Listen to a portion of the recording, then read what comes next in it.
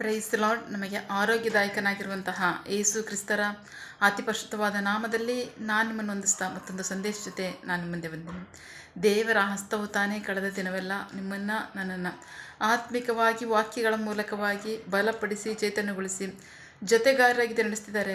ವೈಯಕ್ತಿಕವಾಗಿ ನಮ್ಮ ಅವಶ್ಯಕತೆಗಳನ್ನ ಪೂರೈಸಿ ನಾವು ಕೈಟ್ ಮಾಡ್ತಕ್ಕಂಥ ಕೆಲಸಗಳನ್ನ ಆಶೀರ್ವದಿಸಿ ಕಾದು ಪೋಷಿಸಿ ಜೊತೆಗಾರರಾಗಿ ನಡೆಸ್ತಿರೋದಕ್ಕಾಗಿ ದೇವರಿಗೆ ಸ್ತುತಿಯು ಘನವು ಮಹಿಮೆ ಸದಾ ಕಾಲವು ಸ್ವಂತವಾಗಿರಲಿ. ಆಮೇನ್. ಈ ದಿನ ಸಂದೇಶದ ವಾಕ್ಯ ಭಾಗ ಮಾರ್ಕನ ಸುವಾರ್ತೆ 1ನೇ ಅಧ್ಯಾಯದಲ್ಲಿ 32ನೇ ವಾಕ್ಯದಿಂದ 34ನೇ ವಾಕ್ಯದವರೆಗೆ. Mark chapter 1 word 32 to 34. Topic Jesus is many peoples. ವಾಕ್ಯ ಭಾಗ ಮಾರ್ಕನ ಸುವಾರ್ತೆ 1ನೇ ಅಧ್ಯಾಯದಲ್ಲಿ 32ನೇ ವಾಕ್ಯದಿಂದ 34ನೇ ವಾಕ್ಯದವರೆಗೆ. ಶೀರ್ಷಿಕೆ ಯೇಸು ಅನೇಕರನ್ನು ಗುಣಪಡಿಸಿದ್ದು. ಆ ಸಂಜೆ ಸೂರ್ಯಾಸ್ತಮಾನವಾದ ಮೇಲೆ ಜನರು ಅಸ್ವಸ್ಥರಾದವರನ್ನು ಮತ್ತು ದೆವ್ವ ಪೀಡಿತರನ್ನು ಯೇಸುವಿನ ಬಳಿಗೆ ಕರೆತಂದರು. ಇಡೀ ಊರಿನವರು ಕೂಡಿ ಆ ಮನೆಯ ಬಾಗಿಲಿನ ಬಳಿ ಬಂದರು. ಯೇಸು ವಿವಿಧ ರೋಗಗಳಿಗೆ ಒಳಗಾದ ಅನೇಕರನ್ನು ಗುಣಪಡಿಸಿ ಅನೇಕ ದೆವ್ವಗಳನ್ನು ಓಡಿಸಿದನು. ಆದರೆ ತಾನು ಯಾರೆಂದು ಆ ದೆವ್ವಗಳಿಗೆ ತಿಳಿದಿದ್ದರಿಂದ ಆತನು ಅವುಗಳಿಗೆ ಮಾತನಾಡಲು ಅನುಮತಿಸಲಿಲ್ಲ. ದೇವರಿಗೆ ಸ್ತೋತ್ರ. ಪ್ರೀತಿಯ ಮಕ್ಕಳೇ, ನಾವು ವಾಕ್ಯ ಭಾಗವನ್ನು ನೋಡ್ತಾ ಇದ್ದೀವಿ. ಸಂಜೆ ಸೂರ್ಯಾಸ್ತಮಾನವಾದಂತೆ ಜನರು ಏನು ಮಾಡ್ತಾರೆ, ಅನೇಕ ರೋಗಗಳಿಂದ ಪೀಡಿತರಾದಂತಹ ಅಸ್ವಸ್ಥರಾದಂಥ ಜನರನ್ನ ತಂದು ಯೇಸು ಕ್ರಿಸ್ತರ ಬಳಿಗೆ ಕರ್ಕೊಂಡು ಬರ್ತಾ ಇದ್ದಾರೆ. ಏನಕ್ಕೋಸ್ಕರ? ಸ್ವಸ್ಥತೆಯನ್ನು ಕೊಡೋದಕ್ಕೋಸ್ಕರವಾಗಿ, ಅವರು ಗುಣಪಡಿಸೋದಕ್ಕೋಸ್ಕರವಾಗಿ, ಆರೋಗ್ಯವನ್ನು ಹೊಂದ್ಕೊಳ್ಳೋದಕ್ಕೋಸ್ಕರವಾಗಿ. ದೇವರಿಗೆ ಸ್ತೋತ್ರ. ರೋಗ ಪೀಡಿತರು, ದೈವ ಪೀಡಿತರು ಅನೇಕರನ್ನ ಕರ್ಕೊಳ್ತಾ ಇದ್ದಾರೆ. ಯೇಸು ಕ್ರಿಸ್ತರು ಅವರೆಲ್ಲರಿಗೂ ಸಹ ಗುಣಪಡಿಸ್ತಾ ಇದ್ದಾರೆ, ದೆವ್ವಗಳನ್ನ ಬಿಡಿಸ್ತಾ ಇದ್ದಾರೆ, ಸ್ವಸ್ಥತೆಯನ್ನು ಕೊಡ್ತಾ ಇದ್ದಾರೆ, ಸೌಖ್ಯವನ್ನು ಕೊಡ್ತಾ ಇದ್ದಾರೆ, ರಕ್ಷಣೆಯನ್ನು ಕೊಡ್ತಾ ಇದ್ದಾರೆ. ದೇವರಿಗೆ ಸ್ತೋತ್ರ. ಬಹಳ ಪ್ರಮುಖವಾಗಿ ಯಾಕೆ ನಮಗೆ ದೇವರನ್ನ ಹುಡುಕಿ ಬರೋದು ಯಾವಾಗ? ರೋಗ ಬಂದಾಗಲೇ ಅಥವಾ ರೋಗ ಬರೋದಕ್ಕೆ ಮುಂಚೆ ದೇವ್ರನ್ನ ಹುಡ್ಕಂಗೆ ಇಲ್ವಾಗಾದರೆ? ಅಷ್ಟಕ್ಕೂ ರೋಗ ಬರೋದಕ್ಕೆ ಒಂದು ಕಾರಣ ಇದೆ. ಅದೇನು ಅಂತ ನೋಡೋಣ. ವಿಮೋಚನಾ ಕಂಡ 15ನೇ ಅಧ್ಯಾಯದಲ್ಲಿ 26ನೇ ವಾಕ್ಯ 27ನೇ ವಾಕ್ಯ.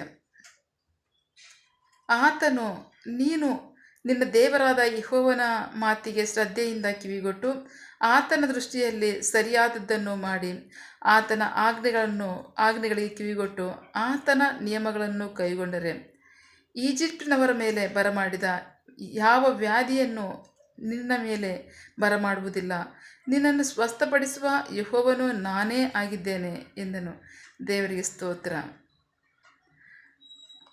ನಂತರ ತರುವಾಯ 12 ನೀರಿನ ಬಾವಿಗಳು 70 ಖರ್ಜೂರದ ಮರಗಳು ಇದ್ದ ಏಲಿಮ್ ಎಂಬ ಸ್ಥಳಕ್ಕೆ ನಡೆಸಿದನು. ದೇವರಿಗೆ ಸ್ತೋತ್ರ. ವಾಕ್ಯ ಭಾಗ ನೋಡ್ತೀವಿ. ಇಸ್ರಾಯೇಲ್ ಜನರು ದೇವರು ಅವರ ಪಿತೃಗಳಿಗೆ ವಾಗ್ದಾನ ಮಾಡಿದಂತಹ ದೇಶಕ್ಕೆ ನಡೆಸುವಂಥ ಸನ್ನಿವೇಶದಲ್ಲಿ ನಡೆದಂತಹ ಕಾರ್ಯ ಇದಾಗಿದೆ. ದೇವರಿಗೆ ಸ್ತೋತ್ರ. ಬಹಳ ಪ್ರಮುಖವಾಗಿ ದೇವರು ಹೇಳ್ತಾ ಇದ್ದಾರೆ, ನೀವು ಇವತ್ತು ನನ್ನ ಆಜ್ಞೆಗಳನ್ನು ಕೈಗೊಂಡು ನಡೆಯಿರಿ. ದೇವರಿಗೆ ಸ್ತೋತ್ರ. ನನ್ನ ಆಜ್ಞೆಗಳನ್ನು ನೀವು ಕೇಳಿ ಅದರಂತೆ ನೀವು ನಡೆಯೋದಾದರೆ ನಾನು ಈಜಿಪ್ಟಿನವರಿಗೆ ಬರಮಾಡಿದಂತಹ ಯಾವ ರೋಗಗಳನ್ನು ನಿಮ್ಮ ಮೇಲೆ ಬರಮಾಡೋದಿಲ್ಲ. ನಿಮ್ಮನ್ನು ಸ್ವಸ್ಥಪಡಿಸುವಂತಹ, ನಿಮ್ಮನ್ನು ಗುಣಪಡಿಸುವಂತಹ ಯೆಹೋವನು ನಾನೇ ಆಗಿದ್ದೇನೆ. ದೇವರಿಗೆ ಸ್ತೋತ್ರ. ಹಾಗಾದರೆ ರೋಗ ಯಾತಕ್ಕೋಸ್ಕರ ಬರುತ್ತೆ? ವಾಕ್ಯ ಗೊತ್ತಿಲ್ಲದೆ ವಾಕ್ಯಕ್ಕೆ ವಿರುದ್ಧವಾಗಿ ಜೀವಿಸುವಂಥ ಸನ್ನಿವೇಶದಲ್ಲಿ. ಪ್ರೀತಿಯ ಮಕ್ಕಳೇ, ವಾಕ್ಯವನ್ನು ಪ್ರೀತಿ ಮಾಡಬೇಕು. ದೇವರ ವಾಕ್ಯವನ್ನು ಪ್ರೀತಿ ಮಾಡೋದ್ರಂತೆ ನಡಿಬೇಕು. ಕೇಳಿ ಬಿಟ್ಬಿಡೋದಲ್ಲ. ಅಷ್ಟು ಮಾತ್ರ ಅಲ್ಲ, ಕೇಳಿ ಬಿಡೋದಾದರೆ ನಾವು ಶುದ್ಧ ಅವಿಶ್ವಾಸಿಗಳಾಗಿದ್ದೇವೆ.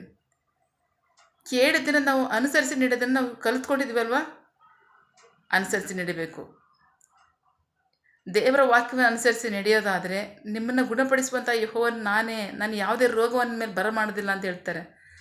ಹಾಗಾಗಿ ದೆವ್ವ ಪೀಡಿತರು ಅನೇಕ ರೋಗಗಳಿರ್ತಕ್ಕಂಥವ್ರನ್ನ ಯೇಸುವಿನ ಬಳಿಗೆ ತಂದರು. ಯೇಸು ಕ್ರಿಸ್ತರು ಗುಣಪಡಿಸಿದ್ರು ಅಂತ ಹೇಳ್ತಾರೆ. ಹೌದು, ಯೇಸು ಕ್ರಿಸ್ತರು ಗುಣಪಡಿಸುವ ದೇವರೇ ಆಗಿದ್ದಾರೆ.